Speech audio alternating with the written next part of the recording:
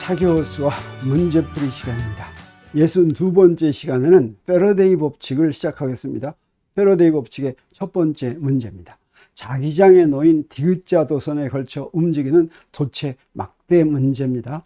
여기에 균일한 자기장이 이렇게 있습니다. 자기장의 세기가 P고 자기장의 방향은 지면 안쪽으로 들어가고 있죠. 여기에 디귿자형 도선을 이렇게 놓고 그 다음에 여기다가 도체 막대를 이렇게 걸쳐 놨습니다.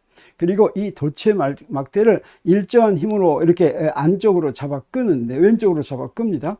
이때 안쪽으로 잡아 끌 때 이 도체 막대가 일정한 속력으로 움직이도록 잡아 끌면, 사실 우리가 나중에 알게 되겠지만 그때 잡아다니는 힘도 일정한 크기여야지 됩니다. 그래서 속력 V로 잡아 끈다고 할 때 구하는 게 뭐냐면, 여기에 문제, 자기장이 얼마인지, 그 다음에 이 속력이 얼마인지, 그 다음에 이 저항이 얼마인지, 이 막대의 길이가 얼마인지 이런 것들이 주어졌습니다.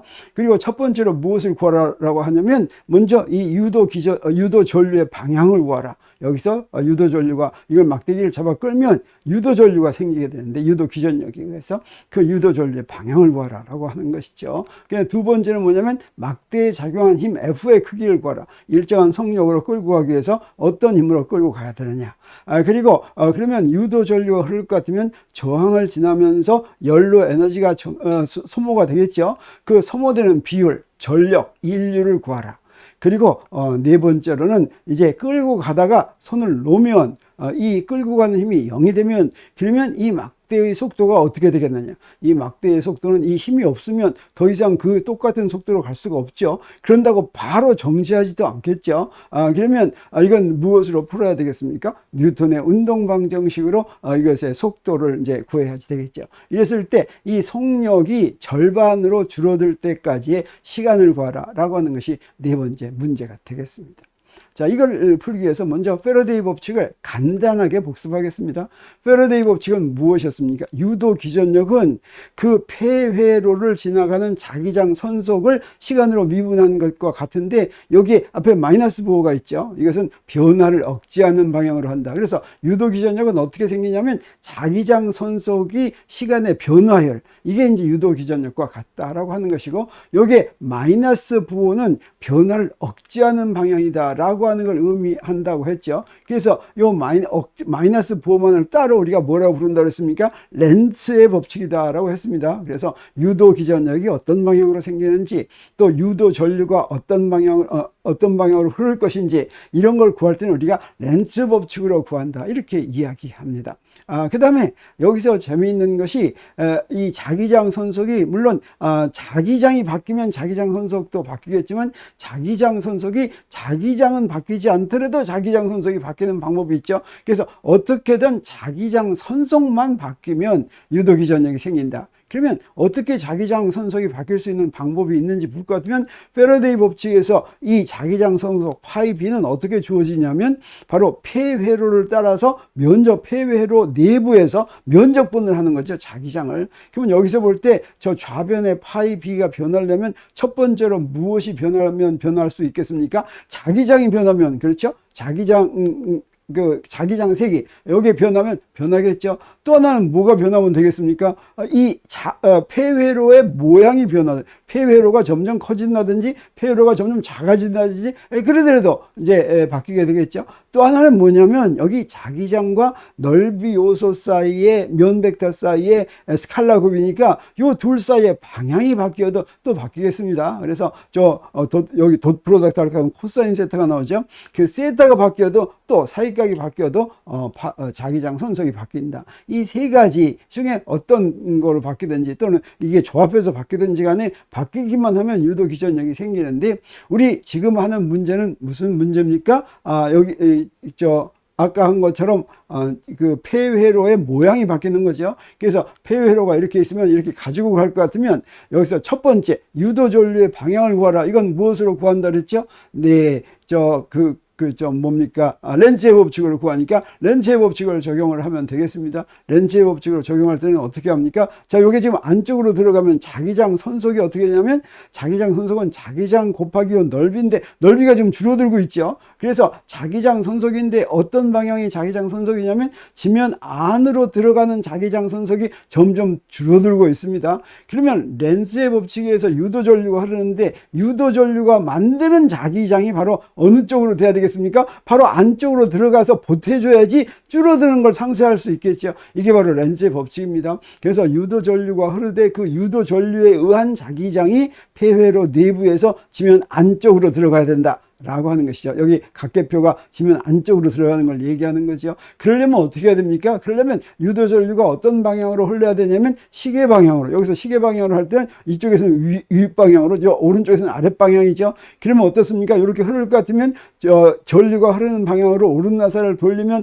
오른나사가 폐회로 내부에서는 어떻습니까? 안으로 들어가는 방향으로 생기죠. 그래서 렌즈의 법칙에 의해서 지금 이 도선이 왼쪽으로 가고 있으면 전류가 시계 방향으로 돌게 유도 전류가 생기는 거 우리가 알 수가 있습니다. 물론 요거 바깥으로 빼내면 어떻게, 오른쪽으로, 막대를 오른쪽으로 갖고 가면 어떻게 되겠어요? 그러면 유도 전류가 반대 방향으로 이제 흐르게 되겠죠. 이제 두 번째 문제는 뭐였습니까? 이 힘 F를 구하라고 하는 거죠. 그 힘 F를 구하기 위해서는 우리 먼저 기준계를 정하는 게 좋겠습니다. 우리 항상 문제 풀 때 기준계를 정했죠. 그럼 어떻게 정합니까? 여기 맨 먼저 속도 방향으로 X축을 정하는 게 좋으니까 여기 왼쪽을 향하는 게 플러스 X라고 하고, 그 다음에 우리가 3차원이 필요하죠. 지금 자기장 방향도 우리 축을 정해야 되니까, 자, 위쪽을 플러스 Y라고 하겠습니다. 그러면 플러스 Z는 어떻게 됩니까? 오른손 좌표계니까 X에서 Y를 돌리면 안쪽으로 들어가는 것이 이제 플러스 Z 방향이죠. 그래서 이때 자기장의 방향은 지금 플러스 Z 방향이구나. 우리가 이렇게 정한 기준계에서는 플러스 Z 방향으로 이제 자기장이 지금 있는 것을 우리가 알 수가 있습니다. 그러면 이 폐회로 내부의 넓이를 구하기 위해서 우리 뭘 구해야 됩니까? 자, 여기서부터 여기까지 거리를 X라고 하겠습니다. 그러면 지금 이 막대가 이렇게 오고 있으니까 시간이 T는 제로 때 이 거리가 X 제로라고 하면 왼쪽으로 오고 있으니까 이 거리가 점점 줄어들죠. 그래서 속력 V로 지금 오고 있으니까 마이너스 VT 이렇게 되겠습니다. 그러면 이때 X인 순간에 거리가 여기서부터 왼쪽에서부터 오른쪽 막대까지의 거리가 X인 순간에 이 폐회를 지나가는 자기장 선속은 어떻게 되겠어요? 자기장에다가 뭘 곱하냐면 요거 넓이를 곱하면 되죠. 자, 그러면 이렇게 되고, 그래서 유도 기전력은 마이너스 dt분의 d 파이 b인데, 파이 b가 blx인데 그걸 시간으로 미분하는데, 여기서 b하고 l은 상수니까 뭐면 됩니까? dt분의 dx만 남죠. 근데 dt분의 dx가 여기서 미분을 했더니 뭐가 됩니까? 이 dt분의 dx는 마이너스 v니까 우리 뭘 알 수 있습니까? 요거는 플러스 blv 이렇게 되는 거 우리가 알 수가 있습니다. 사실 이건 우리가 너무 잘 알고 있죠. 이거는 거의 지금 이 디귿자형 도선의 막대기가 움직이는 속력 V로 움직일 때는 유도 기전력이 BLV가 된다. 이건 뭐 우리 거의 외울 지경이 됐습니다. 자, 그러면 이때 유도 전류의 크기는 어떻게 되겠습니까? 유도 전류의 크기는 I는 유도 기전력을 저항으로 나눈 거죠. 그래서 R분의 BLV 이렇게 되겠습니다. 그러면 막대에 작용하는 힘은 길이가 L인 막대의 전류가 I가 흐르는 그런 막대가 자기장 B 속에 있으면 그때 작용하는 자기력이 로렌츠임인데, 그 로렌츠임은 어떻게 주어집니까? IL 크로스 B. 이제 L은 선분 벡터인데 선분 벡터는 방향을 어떻게 합니까? 전류가 흐르는 방향이고 길이는 선분의 길이와 같은 거죠. 그래서 이 ILB니까 이 ILB를 우리가 구한 걸 여기다 집어넣습니다. I는 뭘 집어넣습니까? I는 R분의 BLV 집어넣었어요. 그리고 L은 방향이 어떻게 됩니까? 여기서 아래로 흐르니까 마이너스 Y 햇 방향이 되겠죠. 그래서 L Y 햇 방향. 그 다음에 B는 어떻게 한다고 그랬어요? Z축 방향이라고 그랬죠. 그래서 B Z축 방향. 그래서 여기에 LB를 또 쓰고 Y 햇 하고서 Z 방향 이렇게 됐습니다. 그러면 어떻게 됩니까? Y 햇 크로스 Z햇은 이건 X햇이 되죠. 여기 마이너스가 있으니까 이 방향은 어떻게 되냐면 마이너스 R분의 B제곱 L제곱 V X햇 이렇게 되죠. 그래서 이 방향이 어떻게 됩니까? 이게 FB의 방향이니까 여기 바로 바로 오른쪽 방향 FB가 방향이 되겠습니다. 그래서 이 막대에는 지금 자기력이 이렇게 작용하고 있는데 만약에 이 자기력만 작용한다면 안 되죠. 그러면 요거 힘 작용하니까 속력이 점점 느려져야 되겠죠. 그래서 이 막대가 등속도 운동하려면 요 놈하고 크게 갖고 방향이 반대인 힘을 작용해 줘야 되는, 그래서 내가 잡아 끌어줘야 되는 힘이 바로 무엇과 크기가 같으냐면 FB와 크기가 같고 방향이 반대인 그런 힘이 돼야지 되겠다고 하는 거죠. 그래서 여기서 FB가 이렇게 되니까 등속도 운동하는 막대기한테 작용하는 힘은 뭐가 되냐면 크기는 FB와 같고 방향이 반대야 되니까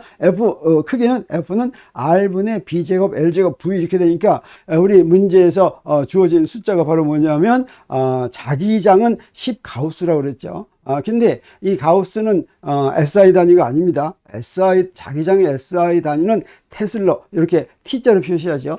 1테슬러는 10,000가우스입니다. 그래서 10가우스라고 그랬으니까 자기장이 0.001 테슬러 이렇게 되겠어요. 이렇게 SI 단위로 전부 계산을 해야지 마지막 단위도, 지금 우리가 힘 계산하는 거니까 단위 계산 따로 하지 않고 여기 다른 걸 전부 다 SI 단위를 집어넣으면 이 힘의 단위는 그냥 뉴턴 이렇게 쓰면 되죠. 그래서 여기서 그 다음에 이제 길이도 SI 단위로 주어졌고 속력도 SI 단위고 저항도 SI 단위니까 여기다 전부 다 이렇게 집어넣습니다. 그러면 어떻게 됩니까? 0.001의 제곱은 10의 마이너스 6승이고 그 다음에 5 하나 지워지니까 10을 곱하니까 10의 마이너스 5승이 되겠어요. 10의 마이너스 5승 뉴턴은 10 마이크로 뉴턴 이렇게 되죠. 마이크로가 10의 마이너스 6승이니까 10 마이크로 뉴턴 이렇게 하면 힘이 10의 마이너스 5승 뉴턴이 이렇게 되겠습니다.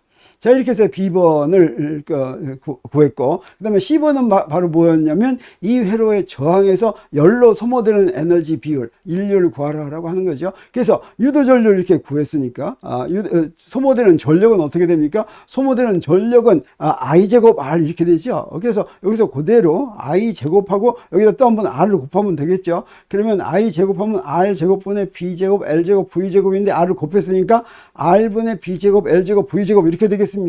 그래서 여기서 주어진 숫자를 다시 한번 여기다 다 집어넣을 것 같으면 이번에는 어떻게 됩니까? 아까 한 것에다가 여기 2만 한 번 더 곱한 게 됐죠. 그래서 아까는 10 마이크로 뉴턴이었다면 이번에는 20 마이크로 와트가 되겠어요. 요거는 이제 일률이니까 단위가 와트가 됩니다. 그래서 요 답은 20 마이크로 와트인 걸 우리가 알 수가 있습니다. 근데 이것을 무엇으로도 구할 수가 있냐면 내가 지금 막대기를 잡아 다닌다 그랬죠. 그래서 이 저항에서 유도 전류에 의해서 소모되는 그 에너지는 사실은 어디서 공급해 준 것이냐면 내가 잡아 끄느라고 공급해 준 것입니다. 그러면 등속도 운동하는 막대에 작용한 힘은 어떻게 됐습니까? 우리 앞에서 구했었죠. R분의 B제곱 L제곱 V인데 이때 이런 힘을 작용하면서 속력 V로 움직일 것 같으면 일률이 바로 뭐가 되냐면 F 곱하기 V 이렇게 됩니다. 그래서 여기 F 곱하기 V 하니까 어떻게 됐어요? 여기다 V 곱하니까 R분의 B제곱 L제곱 V제곱 이렇게 됐죠. 그러니까 여기서 구한 거하고 똑같이 됐죠. 이게 바로 PR이다. 우리가 바로 예상하는 결과가 나온 것을 우리가 알 수가 있습니다. 그래서 이런 일률은 두 가지로 구할 수가 있다. 유도 전류를 구해서 저항에서 소모되는 것을 I제곱 R로 구할 수도 있고, 내가 잡아 끄는 힘을 구했으면 그 힘에다가 속력 V를 곱할 것 같으면 그것이 그것도 일률인데 그 일률이 저항에서 소모되는 에너지하고 똑같다라고 하는 것이죠.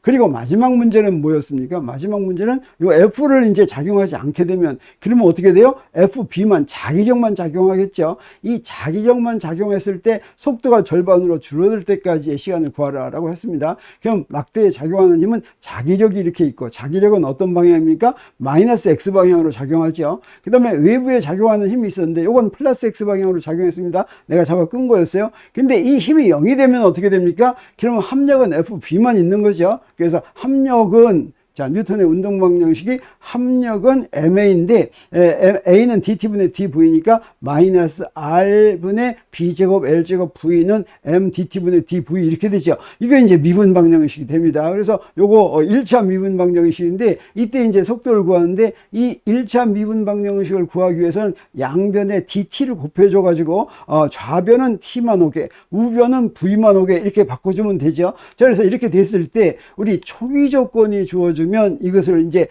그 정적분을 할 수가 있습니다. 그래서 초기 조건이 바로 무엇이냐면 이런 것이죠. T1이 제로일 때, 자, 놓는 순간에 그때는 V는 무엇입니까? 2m/s죠. 근데 시간이 어느 정도 흘러갔습니다. 그랬더니 V가 절반으로 됐다. 1m/s로 됐다라고 하는 거죠. 그래서 그 절반으로 되기까지의 시간을 우리 T2분의 1 이렇게 하겠습니다. 이거 반감기나 비슷한 그런 노테이션이죠. 자, 그러면 이때 적분을 어떻게 하면 되냐면 여기 시간에 대해서 시간이 제로일 때 속력이 V고 시간이 T2분의 1일 때 속력이 2분의 V인 걸 적분하면 되는데 좌변 적분은 어떻습니까? T가 아무것도 없으니 그냥 T 곱하기만 하면 되죠. 우변 적분은 뭐가 됩니까? 이건 ln V가 되죠. 그래서 ln V 하고서 ln 그 정적분하니까 ln 2분의 V 나누기 V 이렇게 되니까 요거 어떻게 되냐면 마이너스 Rn분의 B제곱 L제곱 T의 2분의 1은 ln V분의 2V인데 V가 지워지고 마이너스 ln2가 되죠. ln2가 되는 거죠. 자, 그럼 여기서부터 우리 문제에서 구한 게 뭐냐면 T2분의 1을 구하라고 하는 것이니까 이 T2분의 1은 뭐가 됩니까? 속력이 절반이 될 때까지 걸린 시간은 여기서 그대로 구할 것 같으면 요 마이너스 사인 없어지고 그 다음에 이제 질량도 구해야 되는데 문제에서 질량이 얼마로 주어졌습니까? 0.2kg으로 주어졌으니까 여기다 그대로 대입하면 되겠어요. 그래서 ln2하고 B제곱 L제곱분의 Rm을 대입하면 여기 ln2가 0.693입니다. 그리고 B값, L값, R값, M값을 다 대입하면 그 단위가 뭐가 됩니까? SI 단위니까 초가 되죠. 그래서 다 계산하면 2.77 곱하기 10의 4승 초인데 이것을 60으로 나누면 분이 되겠죠. 60으로 나눠도 또 크니까 또 한 번 60으로 나누면 시간이 되겠어요. 그래서 그걸 구했더니 얼마가 되냐면 7.7시간이 된다. 그래서 손을 놓을 것 같으면 이게 굉장히 천천히 움직여가지고 속력이 절반이 될 때까지 얼마 걸리냐면 7시간 7.7이니까 6, 7은 4, 7시간 40분 걸린다라고 하는 뜻이 되겠습니다. 자, 이렇게 해서 우리 이 패러데이 법칙 문제에서 균일한 자기장에 디귿자 도선이 있는 경우 문제 4가지 질문을 우리 풀어봤습니다. 자, 그러면 다음 63번째 시간 또 다른 문제를 가지고 여러분을 찾아오겠습니다.